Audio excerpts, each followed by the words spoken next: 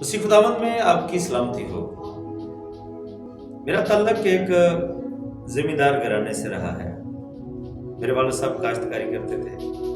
एक वक्त मुझे याद है कि हमारे पास 40 एकड़ जमीन रकबा जो है वो ठेके पर था, और वो जमीन जो मेरे वालिद साहब ने ठेके पर ली वो बड़ी नाकस थी, और मालिक ने ये समझकर वो हमें ठेके पर दे दी कि चलो हमें ठेका ही मिल जाए, ये भी बहुत है क्योंकि ये अच्छा फल नहीं देती।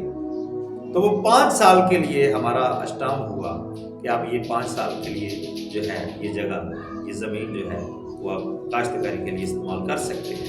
तो क्या हुआ, हमने वहाँ पर काश्तकारी की, और मेरे वालिद साहब खुदा उनको बरकत दे, वो इस दुनिया में नहीं है लेकिन वो ईमानदार थे और मजबूत ईमानदार थे।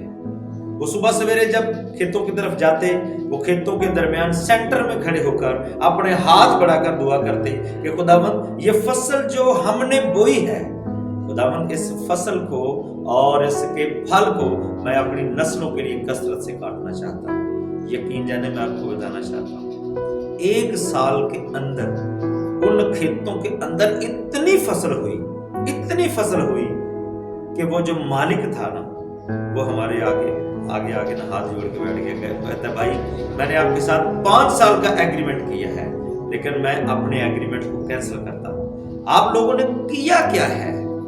आप लोगों ने क्या किया कि ये इतनी फसल हुई है? हमसे आज तक इतनी मेहनत करने के बावजूद, अच्छी खादें, अच्छे बीज, अच्छी मेहनत करने के बावजूद भी आज तक हम इतनी फसल नहीं काट सके। आप लोगों ने क्या कर दिया है?